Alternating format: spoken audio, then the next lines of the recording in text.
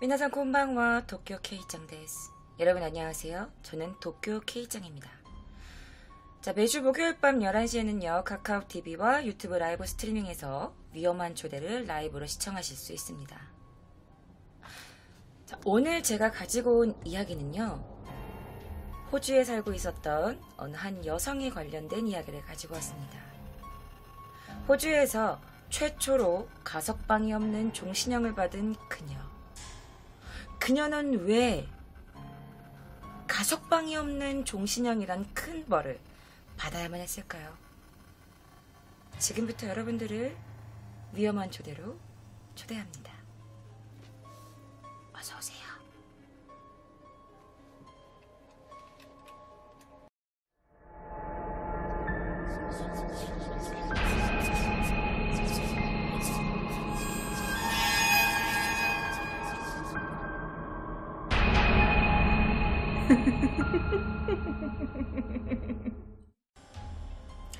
오늘 제가 가지고 온 여성의 이름은요, 캐서린 나이트입니다. 그녀는 호주에서도 유명하지만 지금은 전 세계적으로 유명한 여성이죠. 그녀의 닉네임은요, 한니발 렉터. 여러분 혹시 영화 한니발 보셨나요? 거기서 한니발이 주인공 남자가 사람을 먹잖아요. 그녀가 사람을 먹었을까요? 궁금하시죠? 자, 사실은요, 그녀는 그 전까지는 호주인들에게 그렇게 유명한 여자가 아니었어요. 그래서 사실은 이 끔찍한 사건을 취재하기 위해서 배정된 기자들도 대부분들이 야, 이게 진짜 말이 되냐? 이 사건이 이게 말이 되냐? 라면서 굉장히 놀랐던 사건이래요. 그래서 이 이야기를 과연 신문이나 언론에 내는 게 맞는 건지 고민할 정도로 굉장히 잔인한 사건이었어요. 그래서 신문 출판사들은 이 이야기를 신문에 낼까 말까 여러 가지 여러 시간에 걸쳐서 회의를 했고, 방송 매체와 신문 출판사에서 잡지 출판사 등등에서는 이 이야기를 언론에 내지 않기로 합니다. 그 사람들은 이렇게 말했대요. 우리는 아침 식사로 사람들이 막 맛있는 아침을 먹을 때 신문에서 이 기사를 읽게 할 수 없다 라고 생각했기 때문에 이거를 기사로 내지 않도록 결정했다 라고 했었대요. 잘 알려진 호주 뉴스 앵커가 그때 당시에 혹시 캐서린 나이트에 관련돼서 아시나? 라고 했을 때 그녀가 누구죠? 내가 그녀를 알아야 하나요? 라고 했대요. 하지만 결론을 말씀드리면 이 사건은 일파만파로 전 세계적으로 유명한 사건이 되죠. 그리고 당시에 그녀의 집안 사진을, 그녀의 집안 영상을 본 사람이라면 누구나 약간 정신적으로 손상을 입게 될 정도로 굉장히 끔찍했대요. 그리고 가장 불행한 것은 그 사건을 본 사람들, 경찰들이라든지 기자들이라든지 그 사람들은 그때 보았던 그 공포 때문에 지금도 정신적으로 매우 힘들어하고 있다고 합니다. 그 자리에 있던 경관은요, 그 현장을 보고서 수년 동안 정신적 치료를 받아야만 했다고 해요. 자, 2000년도 3월 1일 범죄 현장에 출동했던 밭 웰스라는 형사는요, 이렇게 말했대요. 나는 지금 이 순간도 그날 본 것을 잊으려고 지금까지도 노력 중이에요. 오늘 지금 이 순간도 말이에요. 대체 어떤 일이 있었을까요?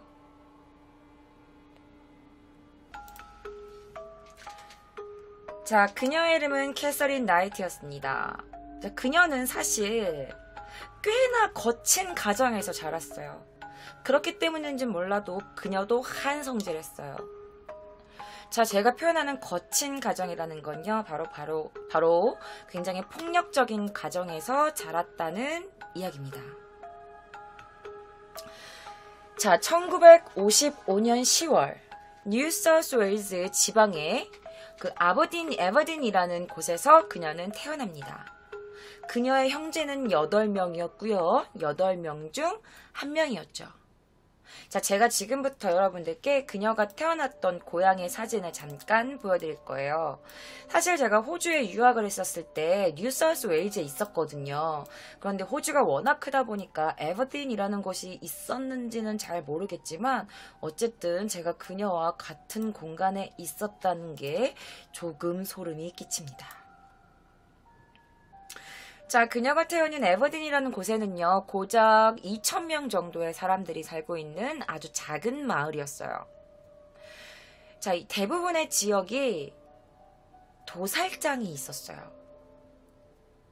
자, 그녀는 자연스럽게 커가면서 도축장에서 일을 하게 되는데요. 그녀는 도축장에서 일하면서 도살 기법과 커팅 기법을 익히게 됩니다. 자, 캐서린은요, 사실 쌍둥이였어요. 자, 쌍둥이 자매였던 조이는요, 자, 고등학교 때 언니랑 되게 자주 다퉜대. 자, 그들의 가족이 모두 다 폭력적인 성향을 가지고 있었던 건 아니겠지만, 캐서린이 너무 폭력적이었기 때문에, 그녀와 쌍둥이였던 그녀도 그녀에게 지지 않기 위해서 폭력적인 성향이 약간 있었던 것 같아요. 어느 정도였냐면, 선생님들과 반 친구들까지 아주 두려움에 막 떨게 했대. 그리고 캐서린은 담임 선생님을 상처를 내게 그러니까 상처를 입힌 적도 있을 정도였다고 해요. 그들은요, 그 쌍둥이인데도 불구하고 맨날 고양이와 개, 톰과 제리처럼 매일매일 싸웠고 서로 으르렁대는 사이였대요.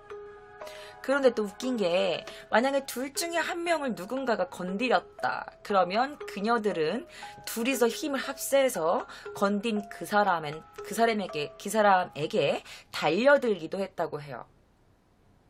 그런데 그녀가 365일 맨날 이렇게 폭력적이었냐? 그것도 아니야. 자, 대부분의 지역 주민들은요, 이렇게도 말했어요. 아니, 사실은요, 그녀가 기분이 좋을 때는 굉장히 착하고 상냥한 소녀였어요. 그런데 그녀가 기분이 좀 안 좋을 때는 그냥 뭐 사람들이 알아서 그녀를 피하곤 했죠. 자, 아까도 말씀드렸다시피 그녀는 8명의 형제가 있었어요. 자, 8명의 남자 형제와 그리고 2명의 자매로 된 가정이었죠. 자, 그들은 매우 폭력적인 가정에서 자랐다고 말씀드렸어요. 자, 그녀의 엄마였던 바바라. 그녀는 첫 남편인 잭 로우안과 결혼을 합니다. 첫 남편인 잭은요, 돼지 농장을 가지고 있었어요. 그런데 이 잭은 그 알코올 중독에 걸렸어요. 그런데 그보다 끔찍한 건 도박 중독에도 걸려있는 상태였죠. 그래서 캐서린의 엄마 바바라는 그의 남편 잭 때문에 너무 많은 고생을 했어요. 그리고 그때는 4명의 형제가 있었어요. 자, 바바라는 결국 잭을 떠나게 됩니다. 그리고 만난 게 바로 켄 나이트라는 남자였어요. 그는 도살장에서 일을 하고 있었습니다. 자, 그를 만나고 나서 쌍둥이를 포함한 4명의 아이를 또 낳습니다. 그렇게 해서 캐서린 나이트에겐 8명의 형제가 생겨요. 자, 켄 나이트라는 남자를 만나서 캐서린 나이트를 낳은 것 같아. 자, 이 남자를 만나고 캐서린 나이트가 태어납니다. 자, 2번째 결혼. 행복할 줄만 알았던 그 바바라는요, 2번째 결혼도 너무 불행했어요. 바로 2번째 결혼에서조차 폭력적인 학대를 당하게 되는 거죠. 자, 엄마인 바바라는 그녀의 자녀들을 위해서 그 고통을 견디고 또 인내합니다. 그리고 아이들은 매일매일 아빠에게 맞는 엄마의 모습을 보며 자라죠. 그런데 아이들이 이제 이 폭력에 둔감해지고 마는 거야. 그러니까 폭력이 이제 그냥 우리 가족 생활의 일부가 돼버린 거야. 그런데 뿐만 아니라 너무 끔찍한 짓을 합니다. 어떤 짓이냐? 바로 그녀의 남편은요, 그녀를 아이들이 보는 앞에서 강간을 합니다. 성적인 학대도 계속 끊이지 않고 계속 그녀를 성적인 학대를 하고. 잭 나이프는요, 끊임없이 엄마인 바바라에게 성적인 학대를 가합니다. 그런데 비단 이런 폭력이 엄마 바바라에게만 일어난 건 아니었어요. 바로 그녀의 자식들에게도 폭행을 하고 폭언을 하죠. 그리고 기사에 따르면 그녀는 그녀의 형제들에게, 친형제들에게 정기적으로 성추행, 강간을 당했다고 해요. 그러니까 근친상간이 아니라 근친 성폭력을 당한 거지. 그리고 그녀의 부모님들은요, 전기 코드나 약간 이런 벨트 같은 걸로 아이들을 때리기도 했대요. 굉장히 위험한 폭행이죠.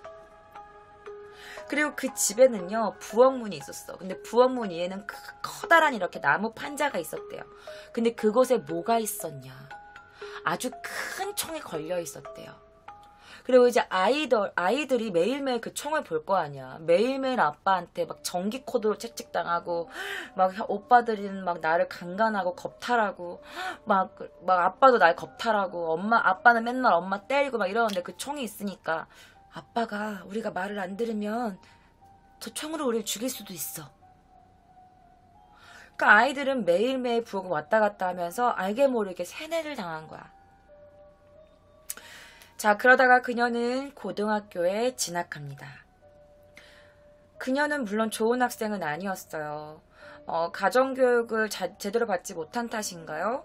그녀는 16살 때, 그러니까 고등학교에 입학했을 때에도 글을 읽을 줄도 쓸 줄도 모르는 문맹이었다고 해요. 그러다가 결국 그녀는 16살 때 고등학교를 자퇴합니다. 그녀들은 다른 가족들과 함께 그 에버딘의 고기 공장에 가기를 간절히 원했어. 결국 1974년 18살의 나이로, 그 꽃다운 나이로 도살장에서 일하기 시작합니다. 도살장은 여러분 생각해봐. 동물을 죽이고, 동물을 막 내장을 다 빼내고, 가죽을 벗기고, 막 썰고 막 이러는 데란 말이야. 근데 꽃다운 18살의 어린 소녀가 일하기에는 솔직히 약간 험악한 곳이었어. 그러나 그때 그녀와 함께 일했던 직장 동료들에 의하면 그녀는 그녀의 직업을 꽤나 진지하게 받아들였다고 해요. 그러면서 이렇게도 말했어. 그녀는요, 돼지들을 목 따는 걸 즐겨했어요. 물론 처음부터 그렇게 즐겨한 건 아니었고, 처음에 동물들을 죽이는 걸 매우 즐거운 듯이 봤다니까요. 그리고 또 몇몇 사람들은 이렇게도 말해요. 캐서린이 동물들을 죽이는데 얼마나 많은 시간을 보냈는지 아마 상상도 못하실걸요? 자, 대다수의 도살자들은 여러분, 그러니까 아무리 도살자들이라고 해도 동물을 죽이는 거잖아. 그러니까 약간의 동정은 갖고 있기 마련인데, 그래서 동물들을 빨리 죽이고 동물들이 죽었는지 빨리 이렇게 확인하고 이제 빨리빨리 작업에 들어가는데, 그런데요, 아주 극소수의 사람들은요, 동물에다가 동맥 주사를 놓는데요. 그리고 동물이 천천히 피를 흘리면서 죽는 것을 즐기는 도살자들도 있대. 물론 극히 드물긴 하대요. 그런데 그 극히 드문 그 도살자 중에 한 명이 바로 캐서린이었어요. 도살장에서 일하는 그녀는 점점점 숙련된 도살자가 되어갔죠. 그리고 실제로 그녀의 집에는요, 동물의 뿔이나 가죽, 뼈, 두개골 등 뭐 이런 자기가 직접 만든 동물들의 유품들로 가득 차 있었대요. 그리고 그것들은 그녀의 집에 다 장식되어 있었죠. 그리고 그녀가 항상 소중하게 갖고 있는 칼. 사실 그녀는 칼에 굉장히 매력을 느끼는 여성이었대요. 그래서 그녀는 자기가 소중히 아끼는 칼을 항상 자는 침실에다가 소중하게 보관하고 있었다고 합니다. 자, 그녀는 나이를 먹었고 그녀도 다른 여성들과 다름없이 연애를 시작합니다.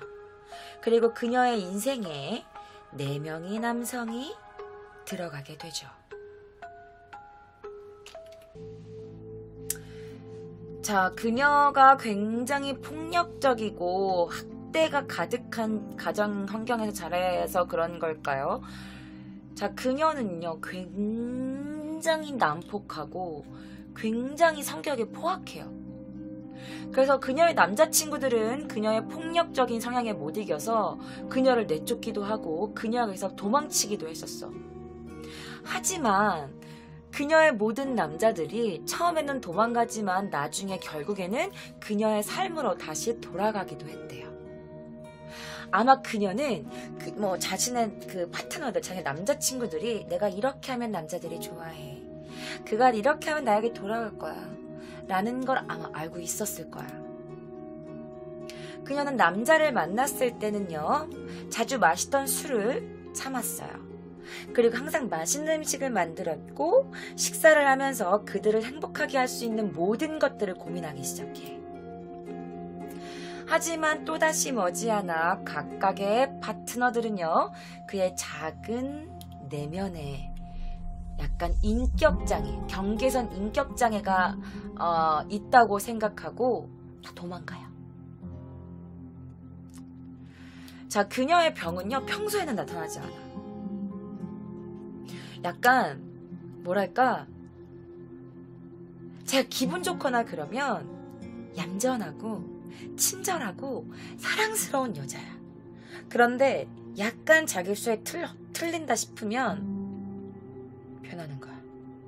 폭력적으로.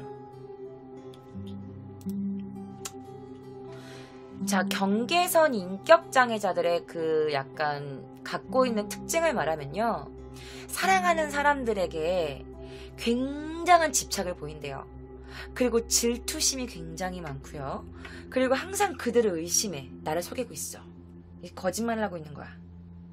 그리고 상대방은 그런 의미가 전혀 아니었는데 약간 자기가 느꼈을 때 나를 무시해? 라고 느끼면, 그러니까 약간 좀 자존감이 굉장히 좀 떨어지는 사람들일 수도 있는 거지. 약간 그런 사람들이 경계선 인격 장애자들의 특징이라고 해요. 자, 캐서린의 첫 번째 남편이었던 데이비드 켈렛이라는 남성이 있었어요. 자, 근데 데이비드 켈렛은요, 그가 결혼한 날 그녀의 어머니에게 이런 말을 들어요.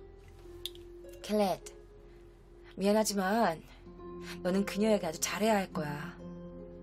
그녀는 내 딸인데 좀 위험하거든. 그녀를 좀 거스르거나 그녀가 좀 기분 나빠하는 게 있으면 널 죽일 수도 있어. 그러니까 조심해. 와우. 결혼하는 첫날 자신이 결혼하는 여자의 엄마에게서 그녀가 만약에 네가 뭔가 잘못한다면 널 죽일 수도 있을 거라는 경고를 받아요.